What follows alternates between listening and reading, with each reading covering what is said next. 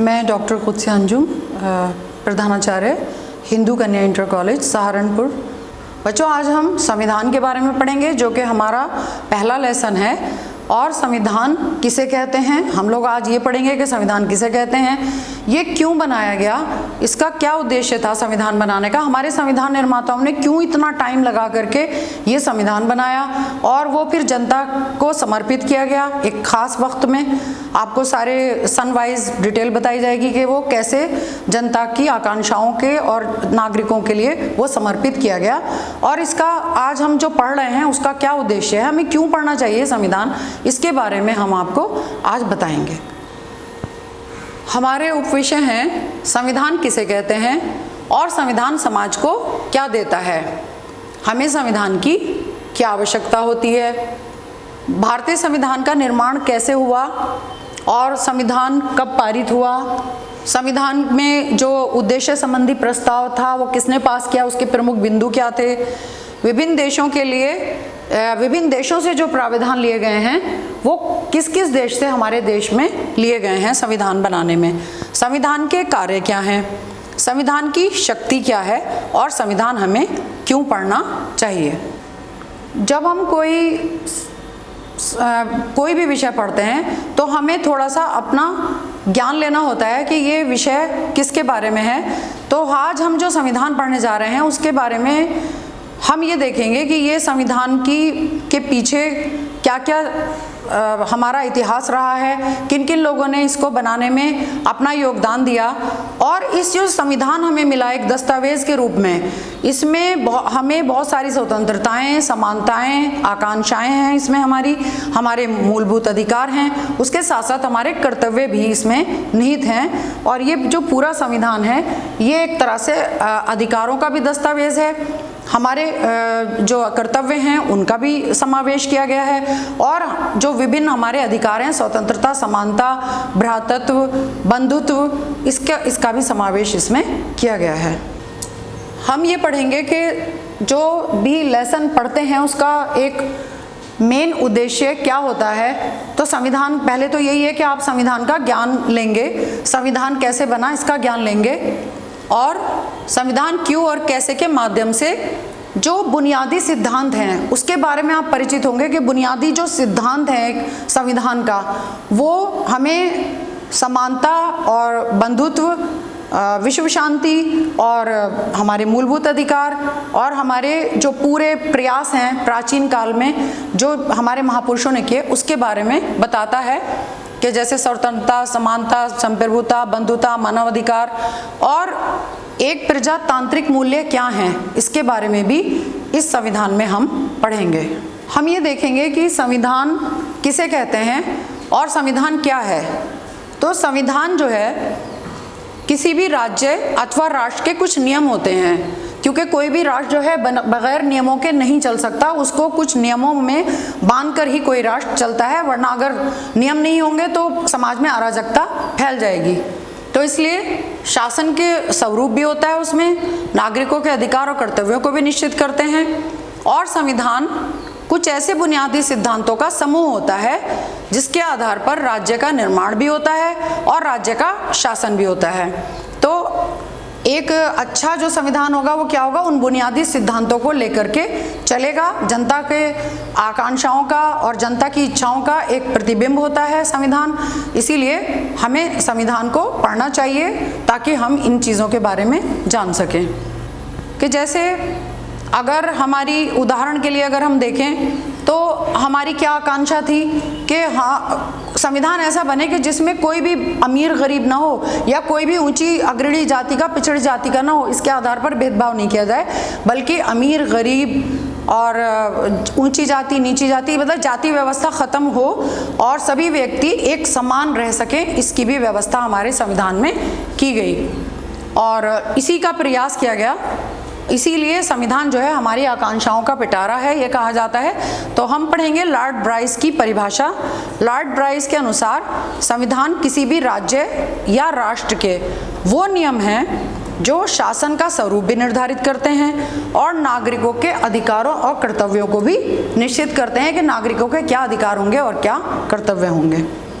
अब हम ये देखेंगे कि भारत के संविधान का निर्माण कैसे हुआ और कितना टाइम लगा भारत का संविधान बनने में।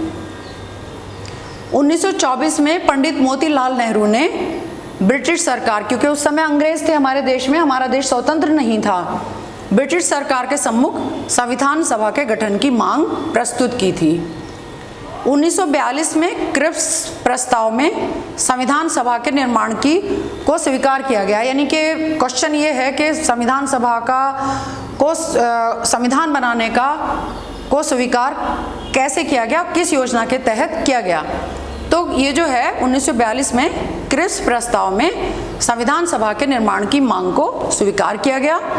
तो जब स्वीकार कर लिया गया तो एक संविधान सभा का गठन हुआ, जिसका गठन 1946 के कैबिनेट मिशन योजना के तहत किया गया। अब जब ये गठन हो गया संविधान सभा का, तो संविधान सभा की जो पहली बैठक थी डॉक्टर सच्चिदानंद सिन्हा के अध्यक्षता में हुई थी, जो कि अस्थायी अध्यक्ष थे, और 9 दिसंबर 1940 को हुई थी, और अंतिम बैठक हुई थी 26 नवंबर 1949 को जो है अंतिम बैठक हुई। उसके बाद एक अंतरिम सरकार का गठन किया गया 1946 में।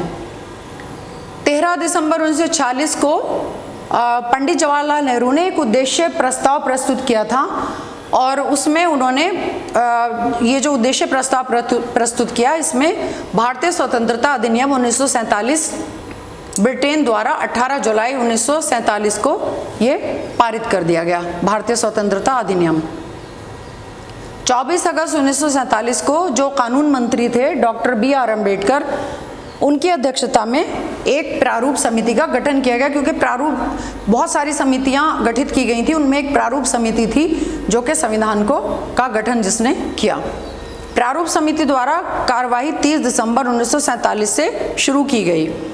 संविधान का पहला प्रारूप जो भारत के एक संवैधानिक सलाहकार थे जिनका नाम था BN राव, उनके द्वारा बनाया गया, और प्रारूप समिति की 141 बैठकें हुई। अब ये जो संविधान सभा हम पढ़ रहे हैं, इसका निर्वाचन कैसे हुआ, इनमें कौन लोग थे, कितने लोग थे, और भारत की किन किन राज्यों से और रियासतों से लिए गए थे, इसके बारे में हम पढ़ेंगे। संविधान सभा के सदस्य 1935 में जो स्थापित हुआ था, प्रांतीय विधानसभाओं के सदस्यों के द्वारा अप्रत्यक्ष विधि से चुने गए थे, और कुल सदस्यों की संख्या थी 389। इनमें से 292 सदस्य जो थे वो तो प्रांतों से थे, और जो 93 सदस्य थे वो देशी रियासतों से थे, और 4 सदस्य जो थे वो कमिश्नरी से निर्वाचित किए गए थे। अब ये जो तैयारी चल रही थी, इसके बाद संविधान कैसे पारित हुआ, इसके बारे में हम देखेंगे कि कितना समय लगा और कब इसको स्वीकार किया गया। तो जब क्योंकि एक संविधान सभा गठित कर दी गई थी संविधान बनाने के लिए, तो इसको 26 नवंबर 1949 को स्वीकार किया गया, और इसको बनाने में 2 वर्ष 11 महीने 18 दिन का समय लगा। इसमें पहले तो इसमें 395 अनुच्छेद और 8 अनुसूचियां थी, परंतु बाद में 470 अनुच्छेद और 12 अनुसूचियां अब मौजूद हैं। भारत का जो संविधान था वो 26 जनवरी 1950 को लागू किया गया। उसके बाद ये एक संपूर्ण प्रभुत्व संपन्न राज्य बनाया गया, गणराज्य बना। संपूर्ण प्रभुत्व संपन्न मैं आपको बता दूं, संपूर्ण प्रभुत्व संपन्न का मतलब होता है कि अपने आंतरिक मामलों में भी कोई देश स्वतंत्र हो और अपने बाह्य मामलों में भी स्वतंत्र हो, वो किसी दूसरे देश से कोई आज्ञा हासिल ना करता हो या कोई दूसरा देश उसके ऊपर शासन ना करता हो। जैसे कि 1947 से पहले भारत गुलाम था, भारत आज़ाद नहीं था। तो 1900 ये जो है संपूर्ण प्रभुत्व संपन्न का मतलब अपने तौर पे स्वतंत्र होना, और गणराज्य के जहाँ पे भारत का जो राष्ट्रपति है वो जनता के द्वारा अप्रत्यक्ष रूप से चुना गया। 22 जुलाई 1947 को हमारा एक राष्ट्रीय ध्वज बना। आप लोगों ने सबने राष्ट्रीय ध्वज देख रखा है। स्वतंत्र भारत के पहले गवर्नर जनरल जो थे वो C राजगोपालाचारी थे, और जो हमारे अंतिम गवर्नर जनरल थे वो थे लॉर्ड माउंटबेटन। नेहरू जी ने एक उद्देश्य प्रस्ताव प्रस्तुत किया था, तो उस उद्देश्य प्रस्ताव के प्रमुख बिंदु क्या थे, अब हम ये पढ़ेंगे। राष्ट्रीय आंदोलन से जिन सिद्धांतों को संविधान सभा, क्योंकि अब हम पढ़ रहे हैं कि संविधान सभा में किन किन चीज़ों को लिया जा रहा है, तो उसमें जो उद्देश्य प्रस्ताव में बिंदु पारित किए गए थे उनको संविधान सभा में संविधान बनाते समय ध्यान रखा गया कि उन बिंदुओं या उन उद्देश्यों को या उन सिद्धांतों को लिया जाए। तो ये 13 दिसंबर 1946 को पंडित नेहरू ने संविधान सभा से उद्देश्य संबंधी प्रस्ताव पेश किया, जिसे 22 जनवरी 1947 को संविधान सभा में पारित कर दिया गया। अब ये कौन कौन से बिंदु थे जिनको कि इसमें पारित किया गया? एक तो भारत एक स्वतंत्र संप्रभु गणराज्य है, स्वतंत्र है हमारा राष्ट्र, संघ की इकाइयाँ स्वायत्त होंगी और अपनी उन सब शक्तियों का संपादन करेंगी जो संघीय सरकार को नहीं दी गई। यानी कि ये आप जब अगला आपको पाठ पढ़ाया जाएगा तब आपको बताया जाएगा कि भारत में संघ और राज्य अलग अलग, संघ सरकार है और बाकी राज्य हैं भारत में, तो वो अपनी शक्तियाँ लेते हैं और वो अपना शासन करते हैं। तो ये संघीय सरकार को जो भी शक्तियाँ नहीं दी गई हैं वो राज्यों की जो राज्य सरकारें हैं वो उनका प्रयोग करेंगी। संप्रभु और स्वतंत्र भारत और इसके संविधान की समस्त शक्तियों और सत्ता का स्रोत जनता है। जैसा कि मैंने आपको पहले भी बताया कि अगर हमारा जो संविधान बना है उसमें जनता की आकांक्षाओं का, उसकी इच्छाओं का, उनकी स्वतंत्रताओं का ध्यान रखा गया है, तो आखिर में जो भी कुछ है वो जनता की जो आकांक्षाएं हैं या जनता की जो स्वतंत्रताएं हैं या जनता की जो इच्छाएं हैं वो हमारे संविधान में निहित की गई हैं। और जो भी ये हमारा संप्रभु राष्ट्र है इसके जो बैकग्राउंड में कौन है? जनता है, जनता की इच्छाएं हैं और जनता की जो एक प्रजातंत्र की पहचान भी यही है कि उसमें जनता का शासन होता है और जनता के हितों का जनता के द्वारा, जनता के लिए और जनता के द्वारा जनता के लिए शासन होता है। उद्देश्य ही प्रस्ताव में आगे हम पढ़ रहे हैं कि भारत के सभी लोगों को सामाजिक, आर्थिक, राजनीतिक न्याय और कानून के समक्ष समानता, प्रतिष्ठा और अवसर की समानता और कानून की सीमाओं में। पहले मैं आपको ये ऊपर की 3 लाइनों को समझाने की कोशिश करती हूँ कि भारत के सभी लोग जो हैं वो ये चाहते हैं कि हमें सामाजिक न्याय भी मिले, आर्थिक न्याय भी मिले और समानता भी मिले, राजनीतिक न्याय भी मिले, यानी कि सभी को राजनीतिक अधिकार मिलें। जैसे एक हमारे सामाजिक अधिकार होते हैं, एक हमारे राजनीतिक अधिकार होते हैं, तो वो न्याय मिले। और कानून के समक्ष भी सभी नागरिकों को समानता प्रदान की गई। उसके अलावा प्रतिष्ठा और अवसर की समानता, कि अगर कोई गरीब है तो ऐसा नहीं है कि उसे अवसर ना मिले और वो बेचारा अच्छा होते हुए भी, योग्य होते हुए भी वो पिछड़ता चला जाए। तो अवसर सबको समान मिलेंगे ताकि जो भी योग्य है वो आगे जाएगा और उन्नति करेगा। न्याय की समानता, प्रतिष्ठा और अवसर की समानता और कानून और सीमाओं में रहते हुए भाषण, अभिव्यक्ति, विश्वास और धर्म की उपासना, कि जैसे हर एक व्यक्ति को अपना भाषण देने की स्वतंत्रता है, लेकिन उससे आप किसी को, दूसरे को हानि ना पहुंचाते हो या आप कोई अपना ऐसा शब्द ना बोलें जो कि अपशब्द कहलाएं। तो आप भाषण दे सकते हैं, अपने विचारों को अभिव्यक्त कर सकते हैं, तो ये कहलाती है अभिव्यक्ति की स्वतंत्रता। और विश्वास, धर्म और उपासना, कि जैसे हमारा भारत है, इसमें तमाम तरह तरह के धर्म हैं, तरह तरह के विश्वास हैं, तरह तरह की उपासनाएं होती हैं। तो हमारे संविधान में इन सब का भी ध्यान रखा गया और सभी को धर्म और विश्वास की स्वतंत्रता दी गई कि वो अपने अपने धर्मों पर चल सकते हैं।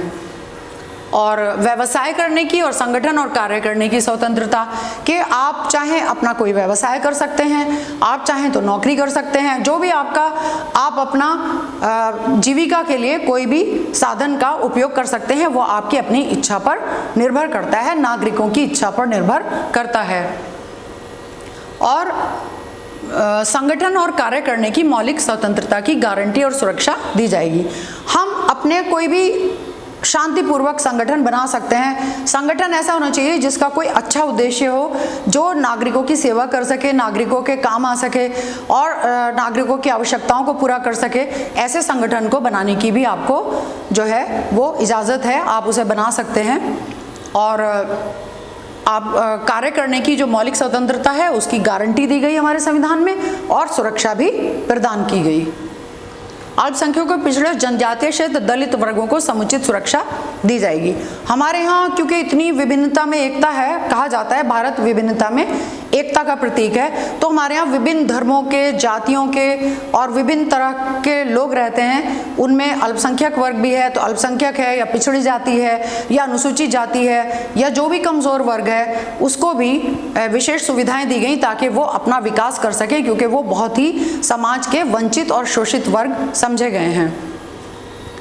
उदाहरण के लिए हम कह सकते हैं कि एक सफल संविधान जो है अपने प्राविधानों की सफलता और मौलिकता को बनाने हेतु एक ऐसा ढांचा उपलब्ध कराता है जो अल्पसंख्यकों, वंचित समूहों की पहचान की सुरक्षा हेतु उन्हें अधिक सुविधाएं प्रदान कर उनकी शक्तियों को मजबूत करता है। यानी कि अगर एक अच्छा संविधान होगा तो वो क्या करेगा कि जितने भी वंचित समूह हैं समाज के, उनको ऐसे अवसर उपलब्ध कराएगा कि ताकि वो भी समाज में बराबरी का दर्जा हासिल कर सकें, बराबरी से अपना जीवन व्यतीत कर सकें और उनको भी विकास का अवसर मिल सके और वो भी आगे बढ़ सकें। एक अच्छा संविधान इन सब चीज़ों को उपलब्ध कराता है। अब क्योंकि हमने ये देख लिया कि हमारा संविधान सभा का गठन हुआ था, उद्देश्य संबंधी जो प्रस्ताव थे उनमें कुछ मूलभूत विषय थे जिनको कि संविधान बनाते समय ध्यान रखा गया कि ये सारे भी इस संविधान में शामिल हों। तो अब जब हमारे जो संविधान निर्माता थे, जब वो संविधान बना रहे थे, तो उन्होंने बहुत सारे देशों के संविधानों का अध्ययन किया और उन्हें ये लगा कि कुछ देशों के संविधान ऐसे हैं जिनकी अच्छी बातों को हमारे भारत में भी लागू किया जा सकता है। तो बहुत से लोग कहते हैं कि नहीं, ये तो इन्होंने कॉपी कर ली या दूसरे देशों से ले लिया। ऐसा नहीं है। जो भी बहुत अच्छी बातें थी उन देशों के संविधानों की, क्योंकि वो हमारे देश में लागू की जा सकती थी और उससे नागरिकों का विकास हो सकता था, इसलिए उन देश के संविधानों की अच्छी बातों को लिया गया। तो अब हम ये पढ़ेंगे कि वो कौन से देश हैं और उनमें से किन किन अच्छी बातों को हमारे देश में लिया गया है, कौन कौन से देश के संविधान हैं। पहला संविधान है ब्रिटिश संविधान। ब्रिटिश संविधान से लिया गया सरकार का संसदीय स्वरूप। ये जो सरकार का संसदीय स्वरूप है, यह आप आगे के लेसन में पढ़ेंगे, आगे के पार्ट में आप पढ़ेंगे कि संसदीय स्वरूप किसे कहते हैं। हमारे देश में एक संसद है, पार्लियामेंट है, और ये पार्लियामेंट का जो स्वरूप है, ये संसद का जो स्वरूप है, ये हमारे यहाँ ब्रिटिश संविधान से लिया गया। कानून के शासन पर विचार, यानी कि जो एक कानून बन गया उसी का शासन होगा, और कानून बहुत सोच समझ के हमारी विधायिका बनाती है, तो उसका विचार जो है वो भी ब्रिटिश संविधान से लिया गया। तीसरा, सर्वाधिक मत के आधार पर चुनाव में जीत का फैसला। जैसे हमारे यहाँ इलेक्शन होते हैं, आपने बच्चों देखा होगा कि इलेक्शन होते हैं, विधानसभा के होते हैं, लोकसभा के होते हैं, तो उसमें जो सर्वाधिक मत हासिल करता है उसी को ही जो है विजयी घोषित किया जाता है और फिर वो अपने बहुमत दल के साथ सरकार बनाता है। तो तीसरा जो पॉइंट लिया गया है ब्रिटिश संविधान से, वो लिया गया है सर्वाधिक मत के आधार पर चुनाव में जीत का फैसला। ये तो हो गए हमारी 3 जो प्राविधान थे वो ब्रिटिश संविधान से लिए गए। अब हमारा अगला जो लिया गया वो लिया गया अमेरिका का संविधान। इसमें पहला लिया गया मौलिक अधिकार। अमेरिका के संविधान से जो मौलिक अधिकार लिया गया है, बच्चों आपको मैंने आपको भी पढ़ाया है कि जैसे हमारा स्वतंत्रता का अधिकार है, हमारा समानता का अधिकार है, हमें अवसर की समानता है, हमें व्यवसाय करने की समानता है, हमें अपने धर्म पर चलने की समानता है, शिक्षा की समानता है। तो ये सारी जो समानताएं हैं ये सब हमें अमेरिका के मूल अधिकारों से ली गई हैं, जो कि हमारे संविधान में भी शामिल की गई। दूसरा पॉइंट पढ़ेंगे हम, न्यायिक पुनरावलोकन की शक्ति और न्यायपालिका की स्वतंत्रता। न्यायिक पुनरावलोकन की शक्ति हमें अमेरिका के संविधान से ली गई, लेकिन शॉर्ट में मैं आपको बता दूं कि अगर कोई कानून बन जाता है, विधायिका बना देती है, तो न्यायपालिका उसका अवलोकन कर सकती है और देख सकती है कि इसमें कोई कमी है, तो वो न्यायिक पुनरावलोकन कहलाता है। और दूसरा, न्यायपालिका की स्वतंत्रता। हमारे यहाँ न्यायपालिका स्वतंत्र है, स्वतंत्र रहकर बिना किसी दबाव के वो अपना निर्णय देती है ताकि किसी के ऊपर हर एक को न्याय मिल सके। तीसरा हमारा लिया गया आयरलैंड का संविधान से राज्य के नीति निर्देशक तत्व लिए गए। ये भी नागरिकों के जीवन को बेहतर बनाने के लिए नीति निर्देशक तत्वों का समावेश किया गया है। फ्रांस का जो संविधान है उससे लिया गया है स्वतंत्रता, समानता और बंधुत्व का सिद्धांत। ये आपको मैं पहले भी बता चुकी हूँ कि स्वतंत्रता और समानता ये हमारे संविधान में हमें मूल अधिकार के रूप में मिले हैं, और बंधुत्व की भावना कि हम सब भाई भाई हैं, कोई भी व्यक्ति कोई किसी से छोटा बड़ा नहीं है, ये हमारा लिया गया है फ्रांस के संविधान से। कनाडा के संविधान से हमें लिया गया अर्ध संघात्मक सरकार का स्वरूप, सशक्त केंद्रीय सरकार वाली संघात्मक व्यवस्था। ये भी जो अर्ध संघात्मक व्यवस्था है, ये भी आप आगे के लेसन्स में पढ़ेंगे कि संघात्मक सरकार क्या होती है और एकात्मक सरकार क्या होती है। मगर क्योंकि अभी हम संविधान पढ़ रहे हैं तो बस मैं आपको थोड़ा सा ही बताऊंगी कि संघात्मक व्यवस्था में दो सरकारें होती हैं, एक केंद्र की सरकार और एक राज्यों की सरकार। तो ये जो सशक्त केंद्रीय सरकार ली गई है, या जिसे हम संघात्मक सरकार भी कहते हैं, वो ली गई है कनाडा के संविधान से। और अवशिष्ट शक्तियों का सिद्धांत, ये भी आप सूचियां पढ़ेंगे जिसमें कि आप पढ़ेंगे अवशिष्ट सिद्धांत, ये भी हमें कनाडा के संविधान से लिए गए हैं हमारे संविधान में। बच्चों, अब हम पढ़ेंगे कि संविधान के कार्य क्या हैं, संविधान कैसे बनता है, संविधान कहाँ से लिया गया, संविधान के स्रोत क्या थे, ये सब हम पढ़ चुके। अब हम पढ़ेंगे कि संविधान, एक अच्छा संविधान जो होता है वो क्या क्या कार्यों को करता है। संविधान तय करता है कि कानून कौन बनाएगा। भारतीय संविधान में स्पष्ट किया गया है कि अधिकतर कानून संसद बनाएगी और संसद को कानून बनाने का अधिकार है। तो उसे यह अधिकार किसने दिया? उसे यह अधिकार संविधान ही यह अधिकार उसको देता है। तो इसलिए संविधान का पहला कार्य है कि संविधान ये तय करता है कि कानून कौन बनाएगा। निर्णय लेने की शक्ति को स्पष्ट करना। संविधान का जो दूसरा कार्य है वो ये स्पष्ट करना है कि समाज में निर्णय लेने की शक्ति किसके पास होगी। तो संविधान ही ये तय करेगा कि सरकार कैसे निर्मित होगी। ये दूसरा कार्य है संविधान का। तीसरा कार्य हम पढ़ेंगे, नागरिकों पर लागू किए जाने वाले कानूनों पर सीमाएं लगाना। कि नागरिकों को जो कानून दिए गए हैं उन पर संविधान का जो तीसरा कार्य है वो ये है कि सरकार द्वारा अपने नागरिकों पर जो लागू किए गए कानून हैं उन पर कुछ सीमाएं लगाए। और ये सीमाएं इस रूप में मौलिक होती हैं कि कोई भी सरकार उनका उल्लंघन नहीं कर सकती। कि अगर हम मूल अधिकार दे दिए गए हैं तो वो मूल अधिकार नागरिक अपने तौर पे इस्तेमाल करेंगे, सरकार कोई उल्लंघन नहीं कर सकती उनका। चौथा कार्य है सरकार की शक्तियों को सीमित करना। संविधान जो है, क्योंकि हम संविधान के कार्य पढ़ रहे हैं और सरकार भी अपनी शक्ति क्योंकि संविधान से ले रही है, तो संविधान सरकार की शक्तियों को सीमित करता है। और सरकार की शक्तियों को सीमित करने का जो सबसे अच्छा तरीका होता है वो ये होता है कि नागरिकों के रूप में हमें मौलिक अधिकार को स्पष्ट कर दिया गया है। और जाहिर सी बात है कि जब हमारे मौलिक अधिकार संविधान में लिख दिए गए हैं तो कोई भी सरकार उनका उल्लंघन नहीं कर सकती। सभी सरकारों को नागरिकों को मूलभूत अधिकारों को देना होता है। हम संविधान का अब आखिरी कार्य पढ़ेंगे, पांचवा, जनता की आकांक्षाओं को पूरा करना। कि संविधान का जो पांचवा काम है वह है सरकार को ऐसी क्षमता प्रदान करे कि जिससे कि वह जनता की आकांक्षाओं को पूरा कर सके और न्यायपूर्ण समाज की स्थापना के लिए उचित परिस्थितियों का निर्माण भी कर सके। उसमें अब ये जो हम देख रहे हैं कि न्यायपूर्ण समाज की स्थापना, न्यायपूर्ण समाज की स्थापना कब होगी? जब हमारे संविधान निर्माताओं ने जो संविधान बनाया उनकी क्या इच्छा थी कि समाज का प्रत्येक व्यक्ति जो बुनियादी भौतिक सुविधाएं हैं, जैसे रोटी, कपड़ा और मकान, इसके बगैर तो कोई व्यक्ति नहीं रह सकता ना। रोटी, कपड़ा, मकान तो सबको चाहिए। तो रोटी, कपड़ा और मकान की मूलभूत सुविधाएं तो उपलब्ध कराई ही गई हमारे संविधान में। उसके अलावा शिक्षा और स्वास्थ्य और न्याय, ये सब कुछ भी जो है उपलब्ध कराया गया। और हमारा संविधान इसका सबसे अच्छा उदाहरण है कि जिसमें व्यक्ति गरिमा और सामाजिक आत्मसम्मान से भरा हुआ जीवन व्यतीत कर सके। ऐसा हमारे संविधान निर्माताओं ने अपना कोशिश की है कि उनको नागरिकों को एक अच्छा संविधान समर्पित कर सकें। संविधान की शक्ति क्या है, अब हम ये पढ़ेंगे कि संविधान जो निर्माता थे उन्होंने भारतीय संविधान में शक्तियों का विभाजन किया था। और विभाजन इस प्रकार से किया था कि जिसमें किसी एक संस्था का संपूर्ण शक्तियों पर एकाधिकार ना हो और कोई भी समूह उसको नष्ट भी ना कर सके। तो शक्तियों का विभाजन ना तीन रूप में किया गया, एक है विधायिका, एक है कार्यपालिका और एक तीसरा जो सरकार का अंग है वो है न्यायपालिका।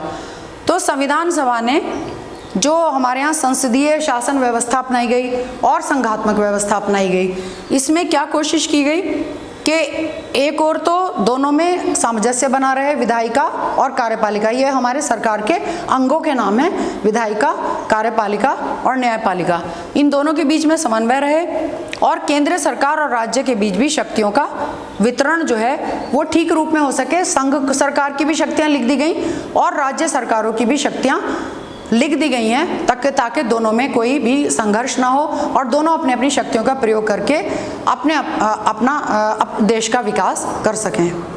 हमें संविधान क्यों पढ़ना चाहिए, ये अब क्योंकि हमने सारे जो पढ़ा है अभी, उसके बाद हम ये देखेंगे कि हमने ये लेसन पढ़ा क्यों है, इससे हमें क्या ज्ञान प्राप्त हुआ और हमें संविधान पढ़ करके आगे क्या हासिल होगा। तो हमें संविधान इसलिए पढ़ना चाहिए क्योंकि राष्ट्र की बुनियादी पहचान है। पहले तो सारे जितने भी संविधान निर्माता थे वो कुछ मूलभूत सिद्धांतों पर सहमत हुए। जब वो सहमत हो गए और बहुत सारे उनके मीटिंग्स हुई, उनके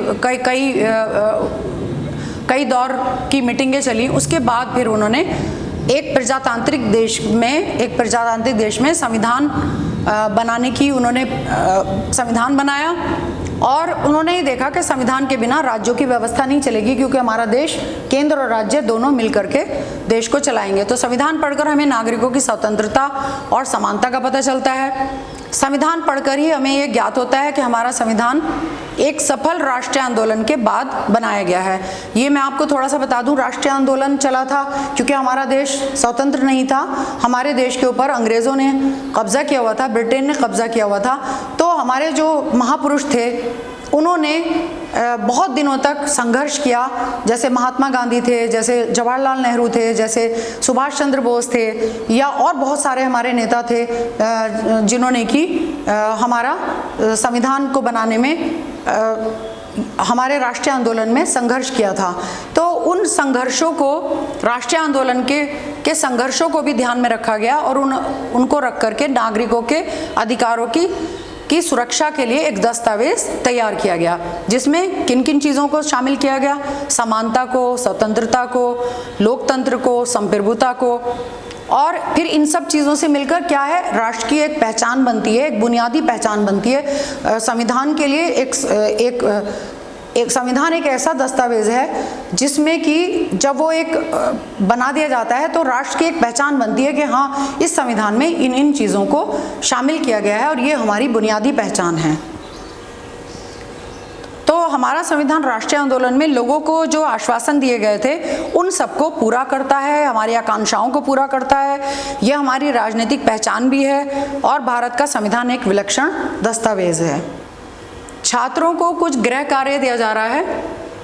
पहला प्रश्न आप लोग करें, संविधान सभा का गठन कैसे किया गया। दूसरा प्रश्न आपको करना है, हमें संविधान की आवश्यकता क्यों पड़ी। तीसरा, उद्देश्य प्रस्ताव क्या है और उसकी प्रमुख विशेषताओं का वर्णन।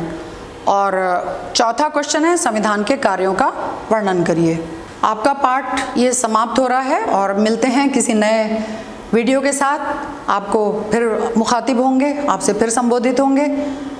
धन्यवाद।